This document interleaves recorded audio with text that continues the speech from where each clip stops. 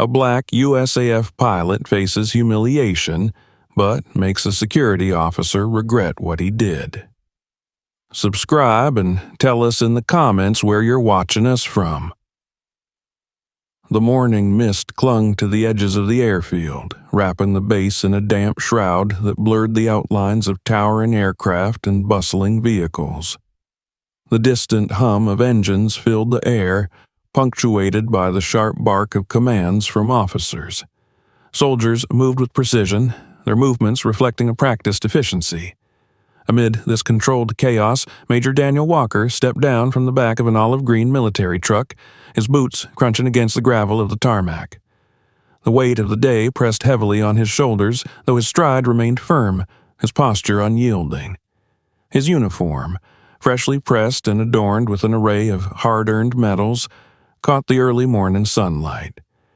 Each decoration was a testament to a long and storied career in the Air Force.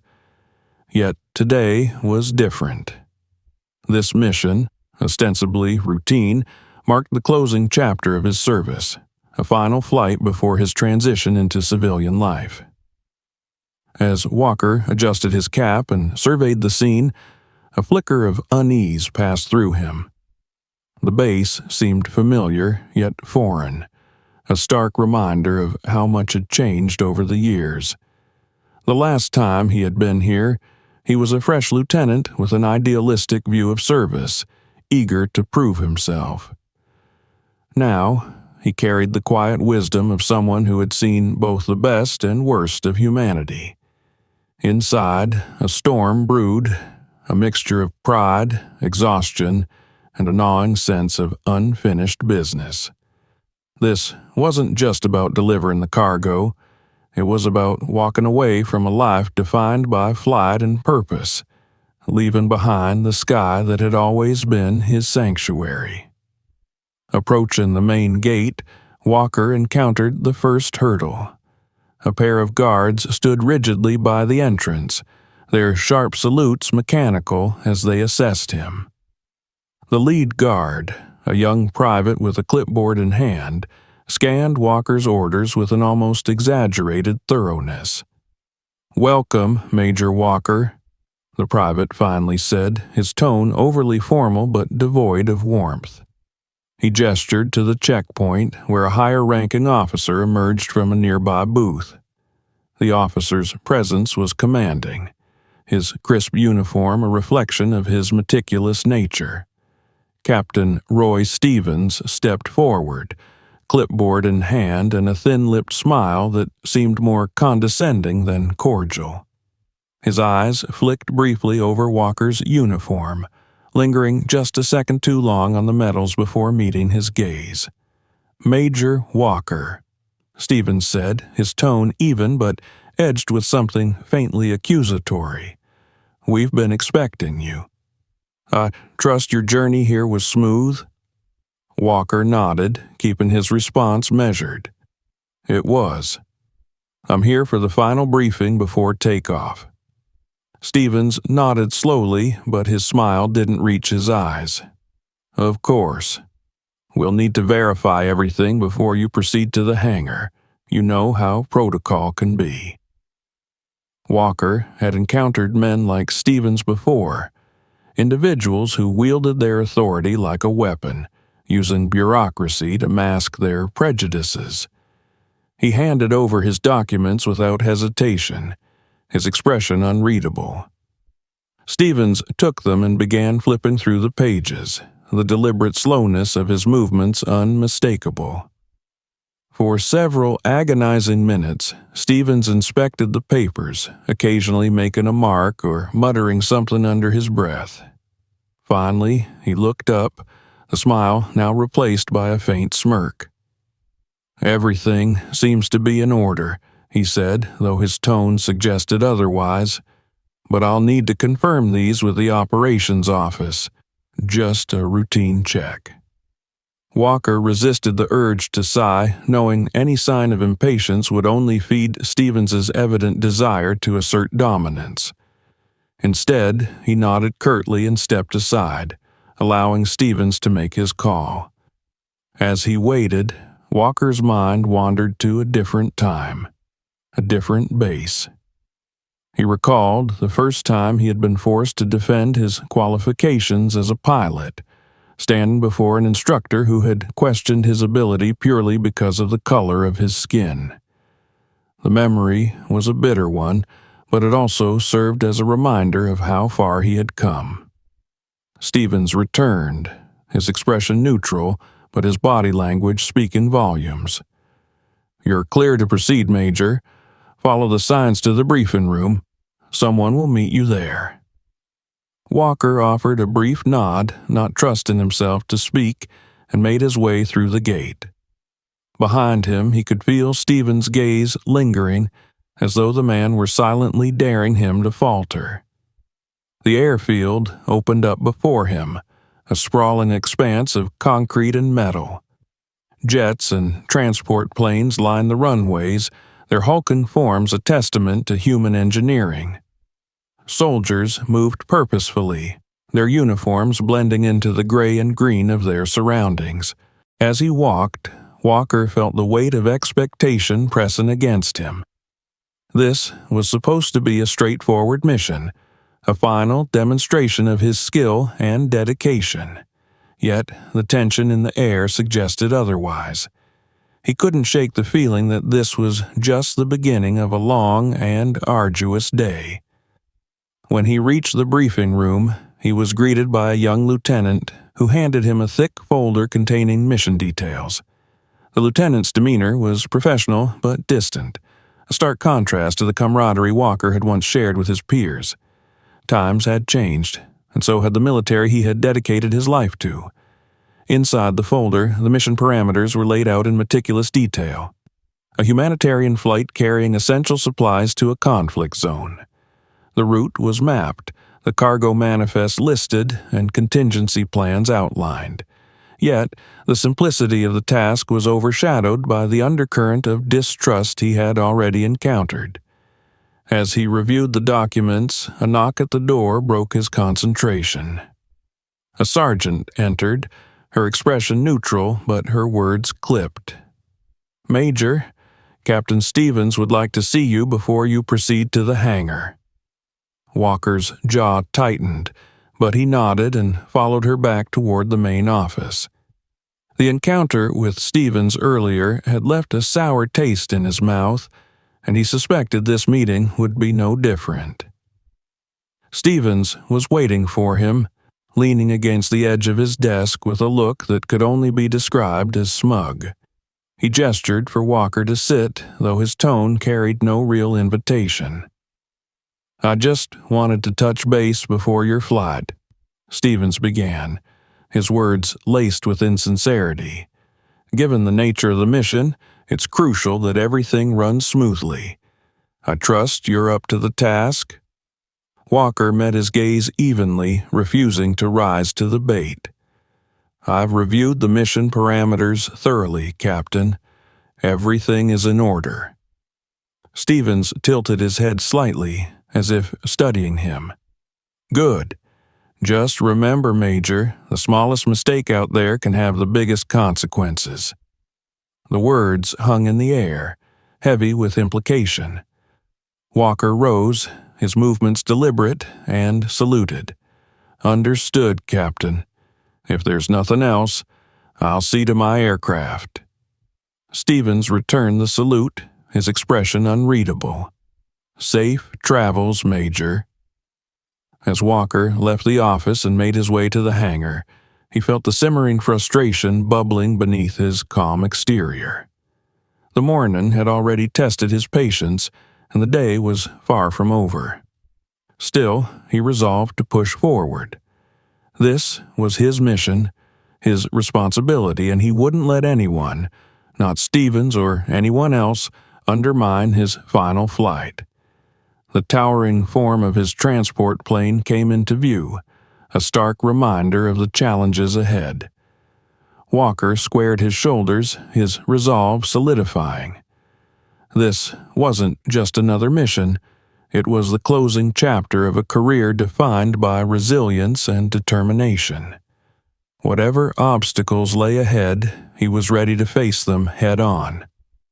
The roar of jet engines and the rhythmic clanging of tools against metal filled the hangar as Daniel Walker approached his aircraft.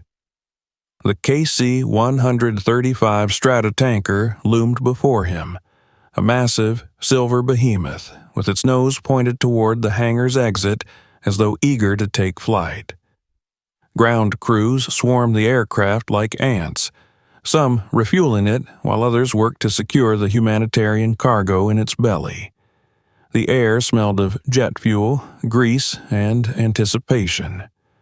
Walker allowed himself a moment to appreciate the plane. It was a workhorse, designed for reliability and endurance, qualities he had always valued. He ran his hand along the cool metal of its fuselage, feeling an odd kinship with the machine that had carried him through countless missions. This one would be the last, and he intended to make it count. Inside the hangar, the atmosphere was tense, a current of skepticism and unease running just beneath the surface. Walker was aware of the eyes on him. Mechanics, crew members, and even other pilots stole glances in his direction, their expressions ranging from curiosity to barely concealed doubt. The confrontation with Captain Stevens earlier had done little to ease the tension, and Walker could feel the weight of unspoken judgments pressing down on him. He approached the ground crew chief, a grizzled man in his 50s named Sergeant Douglas, who was supervising the loading process. Douglas was a no-nonsense type, his face lined with years of service and his hands permanently stained with grease. He looked up as Walker approached, his expression unreadable. "Sergeant Douglas," Walker said, his voice steady but firm, "what's the status of the aircraft?" Douglas wiped his hands on a rag and consulted a clipboard. "Fuel tanks are at 85%. Cargo's still being secured. Should be ready for final checks in about 30 minutes. Walker nodded, his eyes scanning the plane and the activity around it. "Make sure those straps on the cargo are double-checked.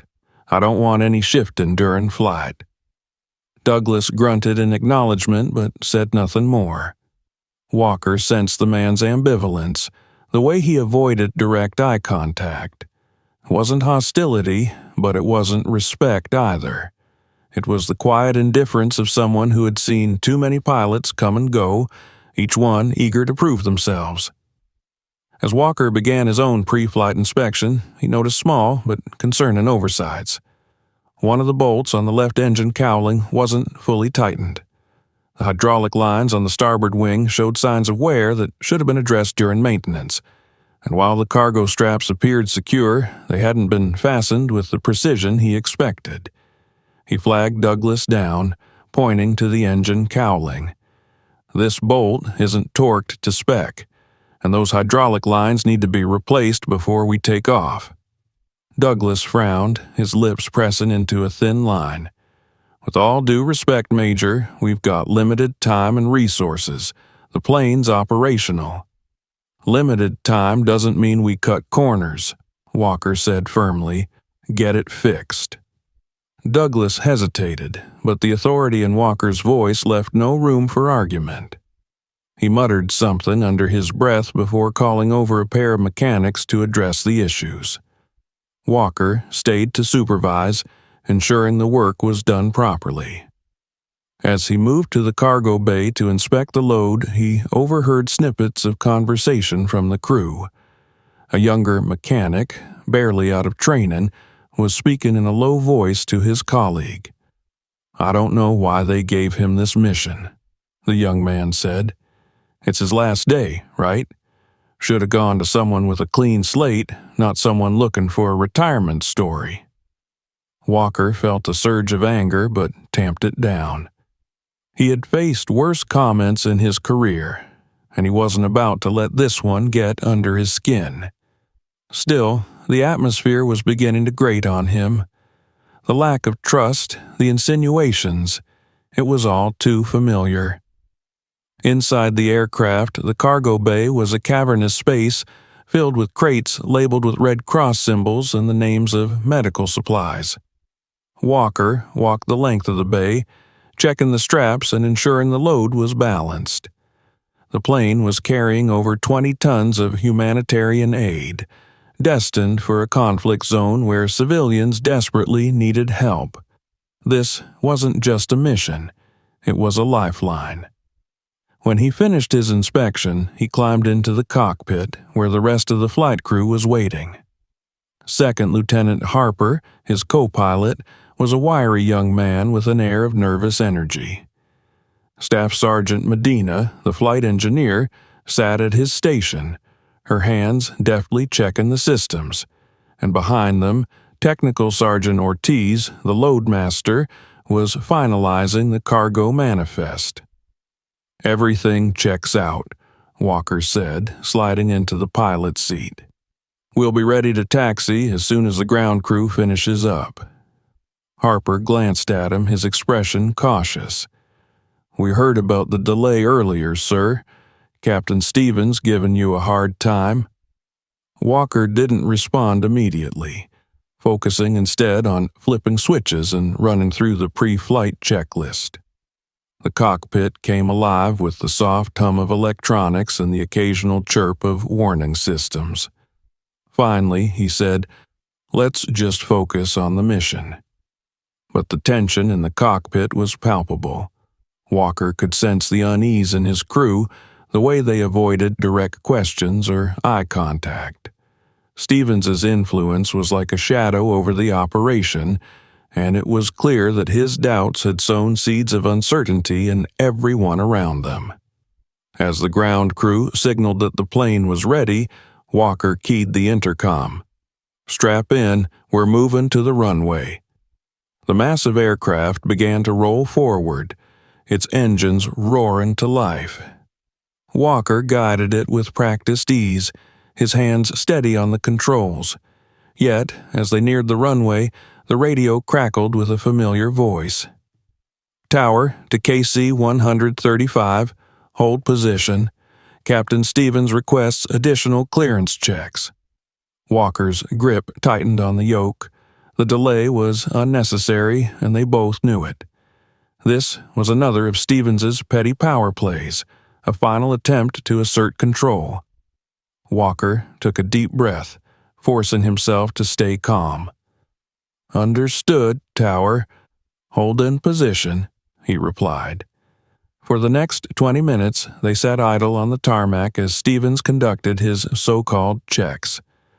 Harper shifted uncomfortably in his seat, and Medina muttered something under her breath. Walker remained silent, his expression unreadable. When the radio finally cleared them for takeoff, he pushed the throttles forward without hesitation. As the plane lifted off, Walker felt a brief moment of release, the weight of the earth giving way to the freedom of the skies. But the tension in his chest remained. The mission had only just begun, and the real challenges were still ahead. The engines hummed with a steady cadence as the KC 135 rose higher into the sky, leaving behind the runway and the oppressive atmosphere of the base. Daniel Walker kept his hands firm on the controls, his eyes scanning the horizon as the sprawling clouds parted to reveal the endless expanse of blue. This was the part of the job he loved, the serenity of the skies, unmarred by bureaucracy or prejudice. Up here, it didn't matter what anyone thought of him. His skill and focus were the only things keeping the plane, the crew, and their mission on course. Behind him, the cockpit was quiet, save for the occasional beeping of instruments and the soft murmur of the crew checking their stations. Lieutenant Harper, seated to Walker's right, was diligently reviewing the route displayed on the navigation system. Sergeant Medina, the flight engineer, kept a watchful eye on engine readings.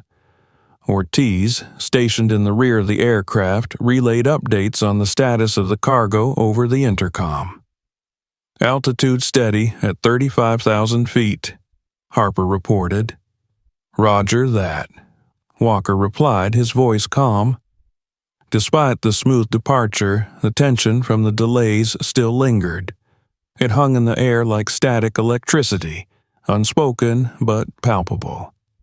Walker could feel it in the occasional sideways glances from Harper, in the way Medina's fingers fidgeted at her station, and in the clipped tones of Ortiz's reports.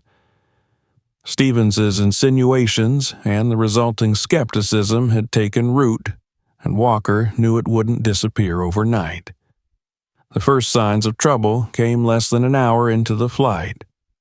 "Sir," Medina said, her voice hesitant, "Engine 2 is showing slight fluctuations in output. It's not critical, but it's outside the normal range." Walker leaned over to examine the readings. The second engine was indeed underperforming, though not significantly enough to warrant immediate concern. He furrowed his brow, recalling the pre-flight inspection. Had Stevens's interference delayed the crew long enough for maintenance to cut corners? The thought irritated him, but he pushed it aside for now. "Monitor it closely," he said. "If it gets worse, let me know immediately." Medina nodded, her hands flying over the controls to run diagnostics. Harper shifted uncomfortably in his seat. "You think this is related to what happened on the ground?" Harper asked, his tone cautious. Walker didn't answer right away. "We focus on the mission," he said firmly. Harper fell silent, though his unease was evident. As the flight progressed, the engine fluctuation stabilized, but the incident left the crew on edge. Walker continued to monitor the situation, his mind racing through contingency plans. He knew their route would take them through an area of heightened conflict. The mission parameters had accounted for potential risks, but he couldn't shake the feeling that they were flying into something far more dangerous than anticipated. Several hours later, as they neared the edge of the conflict zone, the radio crackled to life. "KC 135, this is ground command. Be advised, we're tracking unusual activity along your route. Possible anti-aircraft installations have been reported in the area. Proceed with caution." "Understood, Command," Walker replied, his voice steady. He relayed the information to the crew, who immediately sprang into action. Harper began recalculating their course to minimize exposure to potential threats, while Medina adjusted the aircraft's systems for a higher state of readiness. "Cargo secure," Ortiz reported over the intercom. "Good," Walker said. "Let's keep it that way." As they approached the conflict zone, the tension in the cockpit grew. The clear skies gave way to a patchwork of clouds, casting shifting shadows over the terrain below. Walker's eyes scanned the horizon, searching for any sign of trouble.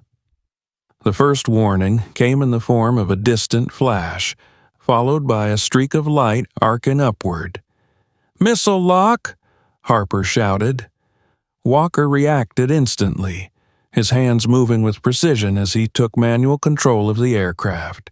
He banked sharply to the right, the plane groaning under the strain. The missile streaked past, missing by a narrow margin. "Deploy countermeasures," Walker ordered. Medina activated the aircraft's defensive systems, releasing a burst of flares that lit up the sky. The sudden brightness momentarily disoriented the crew, but it worked. The radar showed the missile losing its lock and veering off course. "Everyone okay?" Walker asked, his voice calm but firm. "Yeah," Harper said, though his voice was shaky. "Cargo is secure," Ortiz confirmed over the intercom. Walker adjusted their course, taking them lower and away from the immediate threat. The terrain below was rugged and desolate, offering few landmarks but plenty of places for anti-aircraft installations to remain hidden. "Medina, how's Engine 2 holding up?" Walker asked. "It's stable for now, but we're operating close to its limits," she replied. Walker nodded. We'll make it work. Keep an eye on it." The crew's nerves were frayed, but they held together under Walker's leadership. His calm demeanor and decisive actions inspired a cautious confidence, even in Harper, who had been visibly shaken by the near miss. As they pressed on, the radio crackled again. "KC 135, this is Ground Command. Be advised, additional activity detected along your route. Recommend altering course to avoid high-risk areas." Walker frowned. Altering their course would add time to the mission and consume more fuel. Fuel they couldn't afford to waste given the engine issues, but staying on their current path was a gamble. "Harper, calculate the safest detour," Walker said. "Yes, sir," Harper replied, his hands moving quickly over the navigation console. The detour added nearly an hour to their flight time, but it was their best option. Walker made the call, adjusting their heading and preparing the crew for the extended mission. "Ortiz, how's the cargo?" "Still secure, but some of the straps are starting to show wear from the turbulence," Ortiz replied. "Recheck everything," Walker ordered. "I don't want any surprises." The hours dragged on as they navigated the detour, avoiding known hotspots and staying as low as they could without compromising safety. The crew remained vigilant, their eyes glued to their stations. Walker felt the weight of responsibility pressing down on him, but he refused to let it show. Finally, the rugged terrain gave way to a more open landscape, signaling their approach to the designated drop zone. The radio crackled once more. "KC 135, this is Drop Command. You're clear for delivery. Approach vector locked. Welcome to the zone." Walker exhaled, the tension in his shoulders easing slightly. They weren't out of danger yet, but they were one step closer to completing the mission. As the plane descended toward the drop zone, Walker couldn't help but think of Stevens and the obstacles he had created. The delays, the insinuations, the lack of trust, it all seemed so small compared to the challenges they had faced in the air. And yet, it was a reminder of the battles that still needed to be fought, both in the skies and on the ground. This mission wasn't just about delivering supplies. It was about proving that skill and determination could overcome doubt and prejudice. And for Walker, it was a chance to leave a legacy that couldn't be ignored. The drop was successful. The supplies were delivered, the cargo hold empty but for the echoes of its former weight. As the KC 135 climbed back into the sky, Walker felt a sense of relief tempered by resolve. The return journey would bring its own challenges, but he was ready for whatever lay ahead. This wasn't just a mission, it was a testament, and Walker intended to see it through. The KC 135 cruised through a rare pocket of calm skies, its engines humming steadily as it climbed back to cruising altitude. The successful drop of humanitarian supplies had been a small victory, but Daniel Walker knew the mission was far from over. The return flight presented its own set of challenges, and the lingering tensions within the crew weighed heavily on his mind. The cockpit was quiet except for the rhythmic beeping of instruments and the occasional rustle of movement from the crew. Harper sat stiffly in the co-pilot's seat, his gaze fixed on the navigation console. Medina focused on the engine monitors, her fingers tapping absently against her thigh. Ortiz, still stationed in the rear of the plane, relayed occasional updates about the cargo bay, though his tone lacked the confidence Walker hoped to hear. Walker glanced at the clock. They were still several hours from home base, and the detour they'd taken to avoid conflict zones had stretched their fuel reserves dangerously thin. Adding to the stress was the persistent fluctuation in Engine 2, which Medina was monitoring closely. It wasn't critical yet, But Walker couldn't shake the feeling that something was bound to go wrong. "Captain," Medina said, breaking the silence, "Engine 2's efficiency is dropping again. It's minor, but the readings are getting worse." Walker nodded, his expression calm. "How minor?" 2% below baseline, she replied. "Still within operational limits, but it's not stable." "Keep monitoring," Walker said. "If it drops further, let me know immediately." Medina nodded, though her brow furrowed with concern. Walker could feel the tension radiating from her, a quiet mirror to his own unease. He tapped the intercom to check in with Ortiz. "Ortiz, how's the cargo bay holding up?" "Secure for now, sir," Ortiz replied, though his voice carried an edge of hesitation. "But there's something you should know. One of the straps near the aft section is showing more wear than I'd like. I tightened it as much as I could, but it's not perfect." Walker frowned. The cargo bay was mostly empty now, save for a few secondary supplies that were being returned to the base. A failing strap wasn't catastrophic, but it was one more thing to worry about. "Do what you can to reinforce it," Walker said. "If it looks like it's going to fail, I need to know." "Understood," Ortiz said. Walker leaned back in his seat, his mind racing through contingency plans. Between the fuel situation, the engine issues, and the frayed nerves of his crew, the mission felt like a delicate balancing act. He couldn't afford any missteps. An hour later, the first signs of trouble began to surface. Harper stiffened in his seat, his eyes narrowing at the radar display. "Sir, we've got company," he said, his voice tight. Walker leaned forward, his gaze scanning the console. A cluster of blips had appeared on the radar, moving in an erratic pattern. They were still several miles away, but their trajectory suggested they were closing in. "Unknown aircraft," Harper added. "Speed and movement suggest they're not friendly." "Keep tracking," Walker said, his voice calm. "Let's not jump to conclusions." The radio crackled to life, breaking the uneasy silence. "KC 135, this is Ground Command. Be advised, multiple hostile aircraft detected in your vicinity. They're likely interceptors. Recommend evasive maneuvers." Walker's jaw tightened.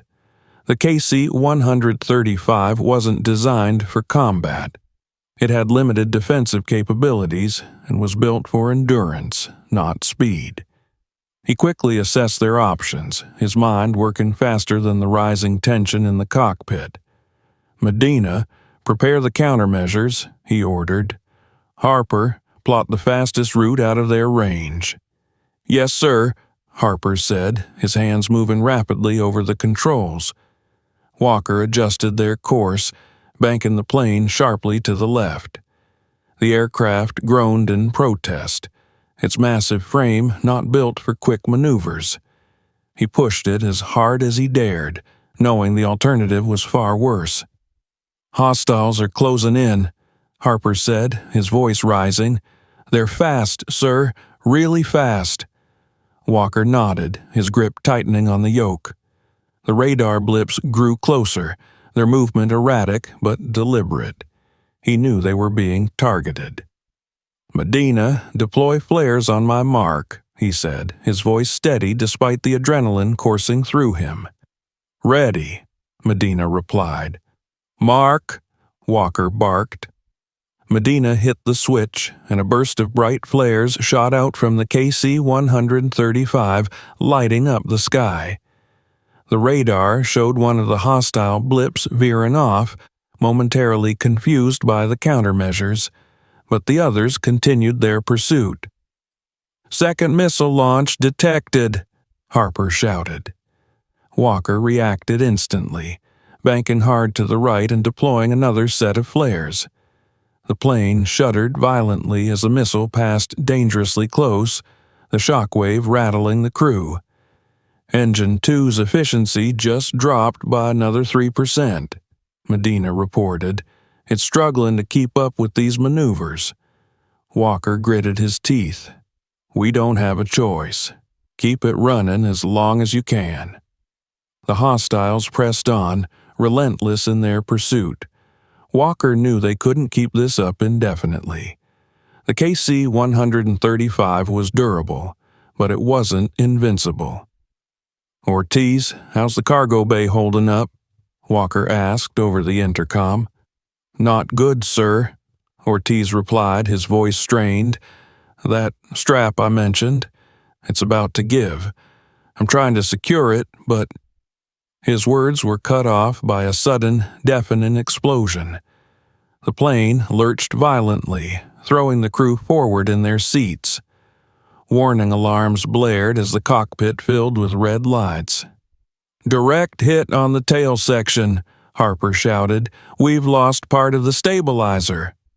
Walker fought to regain control, his hands moving instinctively over the controls. The plane wobbled but held steady, though the damage was severe. Medina, damage report, he demanded. Tail stabilizer is compromised and engine 2 is at critical levels, she said. We've got to reduce strain or we'll lose it completely. Walker assessed their situation. They were too far from the base to turn back, and the hostiles were still in pursuit. He needed a plan, and fast. Harper, get me the nearest safe landing zone, he said. Harper worked quickly, his hands flying over the navigation console. There's an old airstrip about 50 miles from here. It's not on our route, but it's our best shot. Set a course, Walker said. We're making an emergency landing. The KC-135 limped toward the airstrip, its damaged tail section making it increasingly difficult to control. The hostiles continued their pursuit, though they seemed to be holding back, likely assuming the damage would finish the job for them. Walker gritted his teeth, his focus unwavering. He knew the lives of his crew depended on him, and he wasn't about to let them down. Ortiz, get strapped in and prepare for a rough landing, he said over the intercom. Understood, Ortiz replied. The airstrip came into view, a narrow stretch of cracked asphalt surrounded by overgrown vegetation.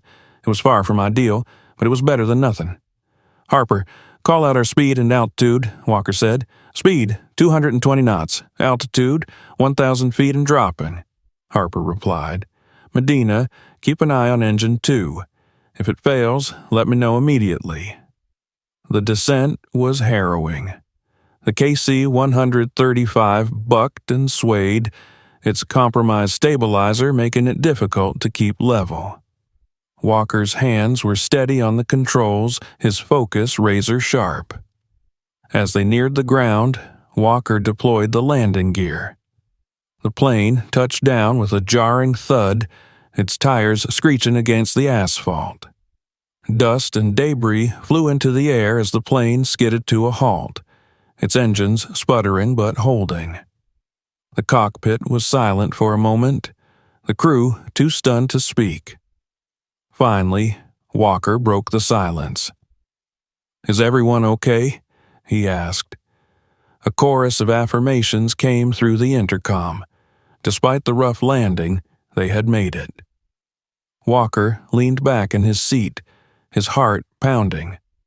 The mission wasn't over, but they had survived another trial. He knew they couldn't stay here long, but for now they were safe. For now. The old airstrip, surrounded by overgrown vegetation and cracked asphalt, stretched out like a relic of a forgotten era. The KC-135 sat motionless at its center, a wounded giant catching its breath. Its tail section bore the scars of the recent missile strike, and its second engine had gone silent, leaving only a faint trail of smoke curling into the air. For now, the hostile aircraft had retreated, but Daniel Walker knew better than to trust this lull. They were living on borrowed time. The cockpit was eerily quiet as the crew processed the intensity of the emergency landing. Walker remained in the pilot's seat, his hands resting on the yoke as he replayed the sequence of events in his mind. Every maneuver, every decision had been critical, and yet the mission was far from over. The plane and its crew were stranded in hostile territory, and the risks were mounting by the second. "Status check," Walker said finally, breaking the silence. His voice was calm but firm, the steady anchor his team needed in the face of uncertainty. Harper, seated beside him, took a deep breath before responding. "Navigation systems are offline, sir. We've lost full radar capability, and I'm not sure how much longer the auxiliary power will hold." Medina, at her station, was furiously typing into her console. "Engine 2 is completely down. Engine 3 is operating at reduced capacity, but it's stable for now. Hydraulics are intact, but we've lost some responsiveness due to the tail damage. Cargo bay is intact," Ortiz reported over the intercom, "but we're down to emergency straps after the last round of turbulence. If we take any more hits, it's going to be a problem." Walker nodded, absorbing the information. "Medina, what's the timeline for engine repairs?" She hesitated. "In the best-case scenario, a couple of hours. Worst case, we'd need to call for backup to get parts and tools we don't have." Walker's jaw tightened. Calling for backup wasn't an option. They were deep in a conflict zone, and any prolonged delay would only make them more vulnerable. He glanced out of the cockpit window, his eyes scanning the tree line for any signs of movement. "Harper, see if you can recalibrate the navigation manually," Walker ordered. "We need to be ready to move the moment the engines are operational." "Yes, sir," Harper replied, though his fingers trembled slightly as he worked. The minutes stretched into an uneasy silence, broken only by the occasional hiss of static from the radio. Walker stepped out of the cockpit and into the main cabin, where Medina was already at work on engine diagnostics. She had a toolbox open at her feet, her expression focused as she navigated the maze of wires and circuits that kept the plane running. "How's it looking?" Walker asked, crouching beside her. Medina wiped her brow with the back of her hand. "I've managed to isolate the issue with Engine 2. It's not catastrophic, but it's going to take time to fix. I could use another set of hands." Walker nodded. "Ortiz, get up here. Medina needs help." A moment later, Ortiz appeared, his expression grim but determined.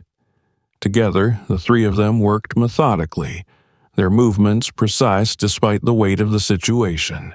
Walker's years of experience as a pilot had taught him the basics of engine repair, and he used that knowledge now, guiding Medina and Ortiz as they dismantled and inspected the damaged components. The oppressive heat inside the cabin only added to the tension. Sweat dripped down their faces as they worked, the air thick with the smell of fuel and metal. Every sound seemed amplified: the creak of tools, the hiss of steam, the occasional groan of the plane as it settled on its landing gear. "Got it," Medina said finally, pulling a soot-covered part from the engine. "This valve is shot. If we can replace it, Engine 2 should be back online." Walker examined the part, his brow furrowed. "Do we have a spare?" Medina shook her head. "Not for this. It's not a standard component." Walker clenched his jaw. "What about cannibalizing parts from Engine 3? "It's risky," Medina admitted, "but it might work. We'd lose some efficiency, but it would get us moving." "Do it," Walker said without hesitation. "We don't have another option." As Medina and Ortiz worked on the repairs, Harper called out from the cockpit. "Sir, I've got partial navigation back online, but it's limited. We're running blind in terms of radar, and I can't guarantee the accuracy of our route." Walker joined him in the cockpit, leaning over the navigation console. The map displayed a series of waypoints, but the path was riddled with gaps and inconsistencies. They would have to rely on visual navigation and sheer instinct to make it back. "Keep working on it," Walker said. "Anything's better than nothing." Harper nodded, though his expression remained tense. "What if those interceptors come back?" Walker's gaze hardened. "Then we deal with them." The repairs dragged on, each passing minute fraying the crew's nerves. Walker took a moment to step outside the plane, his boots crunching against the cracked asphalt as he scanned the surrounding area. The dense foliage of the tree line offered both concealment and danger. He knew they were exposed, a sitting target for anyone with hostile intentions. The faint sound of rustling leaves caught his attention. Walker froze, his hand instinctively moving to the sidearm holstered at his hip. The sound grew louder, and his pulse quickened as he strained to pinpoint its source. A figure emerged from the trees, a local civilian, dressed in tattered clothes and carrying a makeshift weapon. The man stopped abruptly when he saw Walker, his eyes widening in surprise. Walker raised a hand, his voice calm but firm. "I'm not here to fight. We're just passing through." The man hesitated, his gaze flicking between Walker and the plane. After a moment, he lowered his weapon and spoke in broken English. "You help?" Walker's brow furrowed. "What do you need?" The man gestured toward the trees, where a small group of people, women and children, emerged cautiously. They looked weary and frightened, their clothes caked with dirt. Walker sighed. This wasn't a part of the mission, but he couldn't turn them away.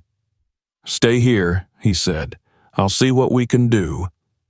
Returning to the plane, Walker called for Ortiz and Medina.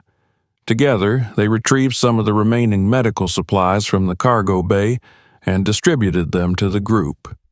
The gratitude in their eyes was unmistakable, and for a brief moment, Walker felt a flicker of hope. Even in the midst of chaos, there was still room for humanity.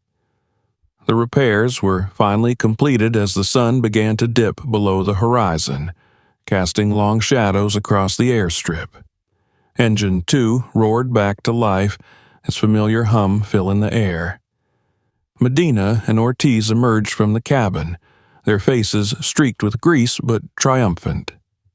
"We're ready," Medina said. Walker nodded.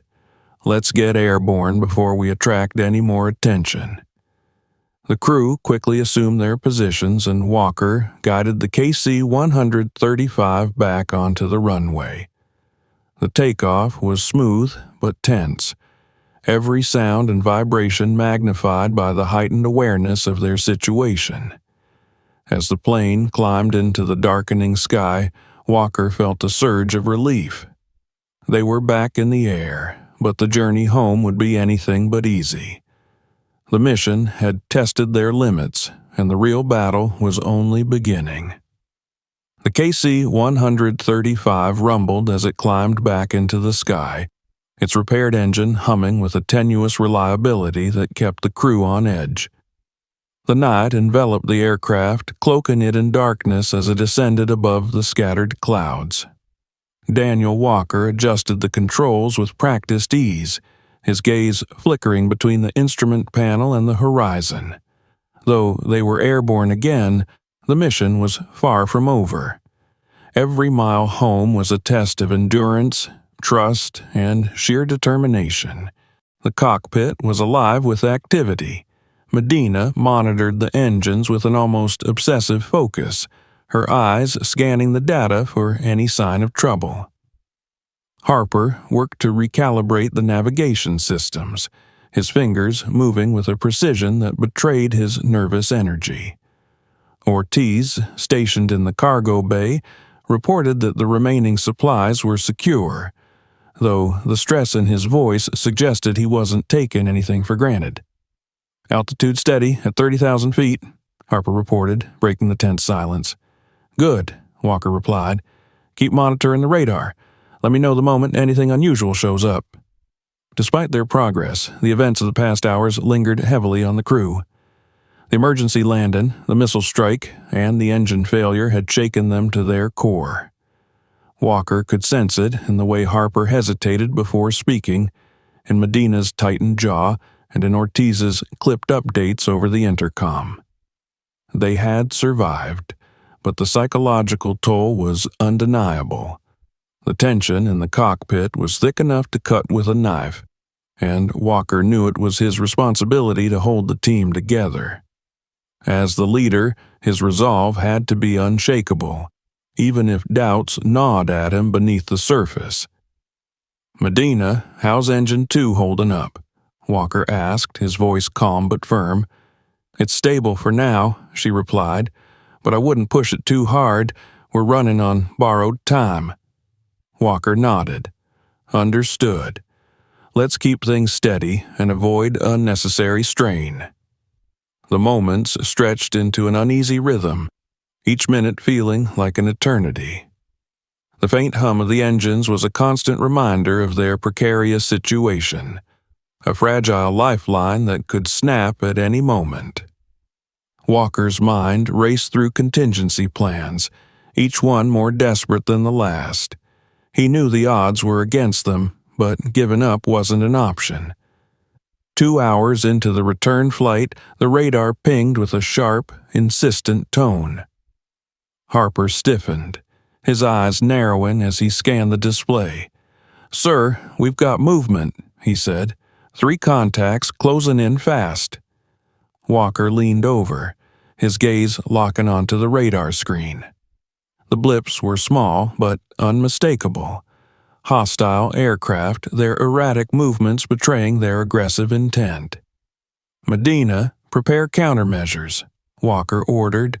"Harper, plot a course to evade. Keep us out of their range as long as possible." "Yes, sir," Harper said, his hands flying over the controls. Medina activated the defensive systems, her movements precise despite the tension in her shoulders. The cockpit lights dimmed as the plane shifted into a higher state of readiness, the systems humming with an almost predatory anticipation. The hostiles drew closer, their blips growing larger on the radar. Walker adjusted the plane's trajectory, banking sharply to the left in an attempt to break their line of sight. The KC-135 groaned in protest, its massive frame struggling to execute the maneuver. "Missile lock!" Harper shouted. Walker reacted instantly, deploying a burst of flares to confuse the incoming missile. The sky lit up in a brilliant display of light and heat, the countermeasures working as intended. The missile veered off course, disappearing into the void.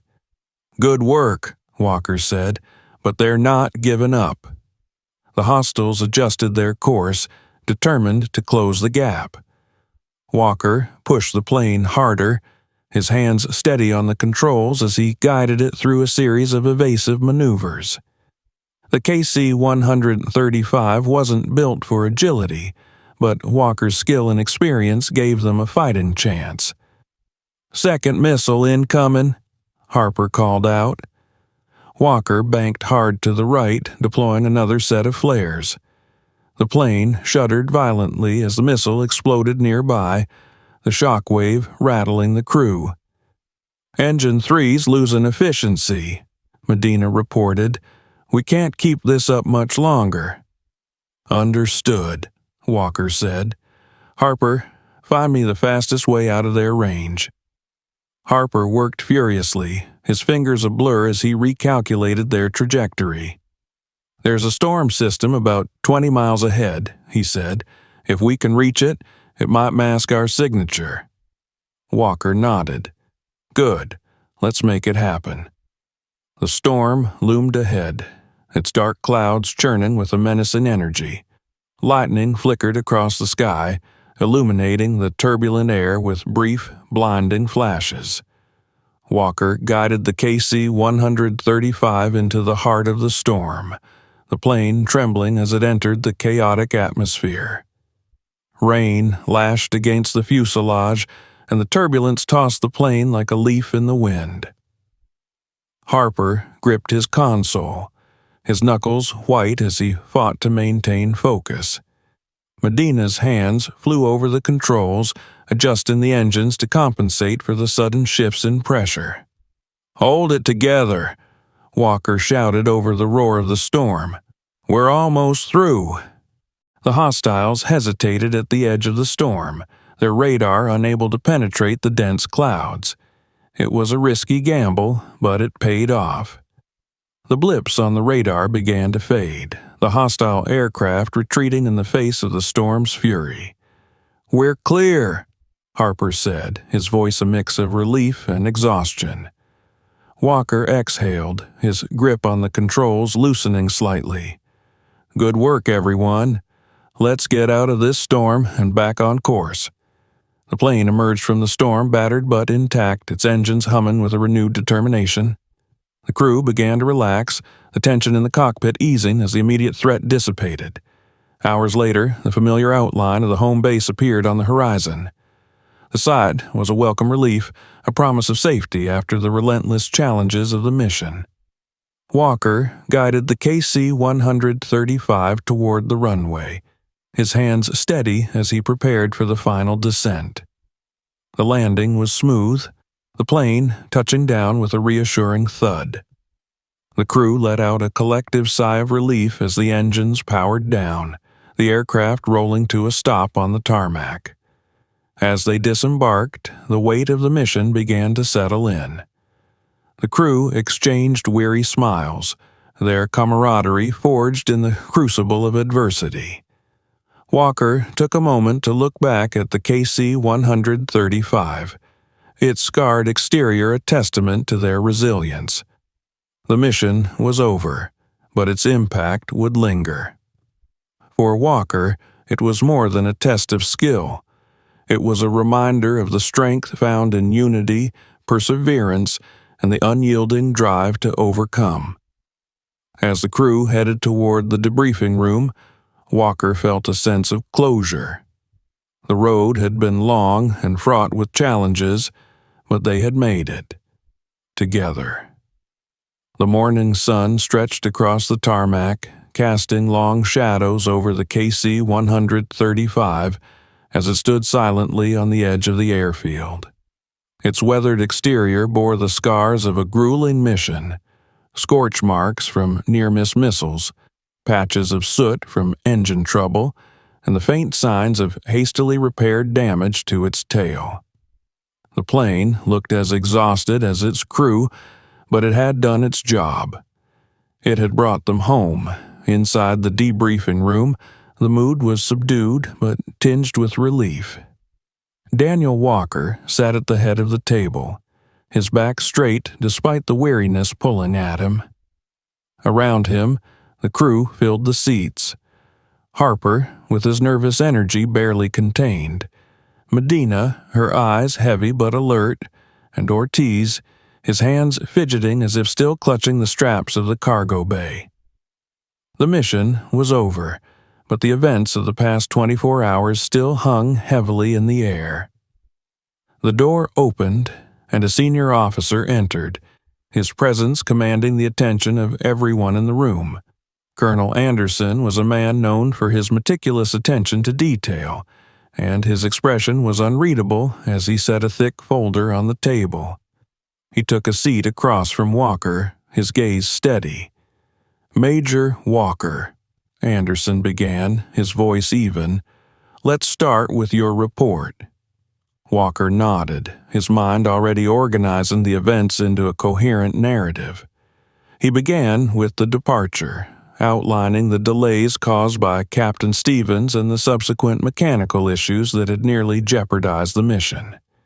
His tone was professional, but he didn't shy away from the details that underscored the systemic failures they had encountered. Anderson listened intently, his pen scratching across a notepad as he jotted down notes. When Walker finished, Anderson leaned back in his chair, his expression thoughtful. It's clear that this mission tested you and your crew in ways we didn't anticipate, Anderson said. I'll be conducting a full investigation into the pre-flight delays and the mechanical oversights. But first, I want to hear from your team. One by one, the crew shared their perspectives. Harper spoke about the challenges of navigating without proper radar support, his voice steady despite the tension evident in his words. Medina detailed the engine repairs, her technical expertise shining through as she explained the risks they had taken to get the plane operational. Ortiz described the strain on the cargo bay and the measures he had taken to secure the remaining supplies. As they spoke, Anderson's expression shifted from one of detached analysis to quiet respect. It was clear that the crew's unity and professionalism had been the linchpin of their survival. "Thank you," Anderson said when they had finished. "You've all demonstrated exceptional dedication under extraordinary circumstances. I'll ensure that your efforts are recognized appropriately." The room fell silent for a moment, the weight of Anderson's words settling over the team. For Walker, the acknowledgement was bittersweet.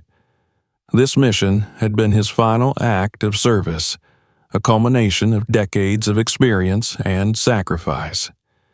Yet, it was also a stark reminder of the challenges that still plagued the system he had dedicated his life to. Later that day, Walker found himself standing on the edge of the airfield, the wind tugging at his uniform as he gazed out at the horizon. The base was alive with activity, planes taking off and landing, ground crews bustling with purpose, but Walker felt a strange sense of detachment. For the first time in years, he wasn't thinking about the next mission or the next challenge. Instead, he was reflecting on the road that had brought him here. Footsteps approached, and Walker turned to see Colonel Anderson striding toward him. The senior officer's expression was less formal now, his demeanor almost conversational. "Walker," Anderson said, stopping beside him, "I wanted to let you know that I've already initiated an inquiry into Captain Stevens' actions. What happened before your departure was unacceptable, and I intend to hold him accountable." Walker nodded, though his expression remained neutral. "Thank you, sir. I appreciate it." Anderson hesitated, then added, "I've also reviewed your service record. It's impressive, to say the least. You've set a standard that many will struggle to match." Walker allowed himself a faint smile. "I've just done my job, sir, same as anyone else." Anderson studied him for a moment, then extended a hand. "Well, you've done it well. Thank you for your service, Major." Walker shook his hand firmly, the gesture carrying a weight of finality. As Anderson walked away, Walker felt a sense of closure beginning to take shape. The military had been his life, but it was time to let it go. That evening, the base held a small ceremony to honor Walker's retirement. The event was simple but heartfelt, attended by his crew, colleagues, and a handful of senior officers. As the sun dipped below the horizon, casting the airfield in a warm golden glow, Walker stood before the assembled group, his emotions carefully guarded. "Over the years, I've been fortunate to serve with some of the finest people I've ever known," Walker began, his voice steady but tinged with emotion. "We faced challenges together, overcome obstacles, and upheld the values that define our service. It hasn't always been easy, but it's always been worth it." He paused, his gaze sweeping over the faces in the crowd. "This last mission reminded me of something important. It's not the medals or the accolades that define us. It's the choices we make when things are at their worst. It's the trust we place in each other, and the strength we find in that trust." The crowd listened in silence, the weight of his words sinking in. When he finished, they erupted into applause, their respect and admiration evident. Walker accepted it with a nod, his heart heavy but full. As the ceremony ended and the crowd dispersed, Walker lingered on the edge of the airfield, watching the planes come and go. His crew joined him, their camaraderie evident in the easy way they stood together. "What's next for you, Major?" Medina asked, her tone curious. Walker smiled faintly. "I'm not sure yet, but whatever it is, I know I'll carry everything I've learned here with me." Harper nodded. "Well, whatever you do, they'll be lucky to have you." Walker looked at them, his crew, his team, and felt a deep sense of gratitude. They had been through hell together, and they had come out stronger for it. For him, that was enough. As the night deepened, Walker turned away from the airfield, leaving behind the life he had known for so long. The road ahead was uncertain, but he was ready to face it. His final mission had ended, but his journey was far from over. And with every step, he carried the unshakable resolve of a man who had earned his place, not just in the skies, but in the hearts of those he had led. Thank you for watching. If you enjoyed this story, don't forget to subscribe to our channel for more captivating narratives. Hit the notification bell so you never miss a new video. Check out our other videos for more inspiring tales, and share this one with your friends to spread the word. See you in the next story.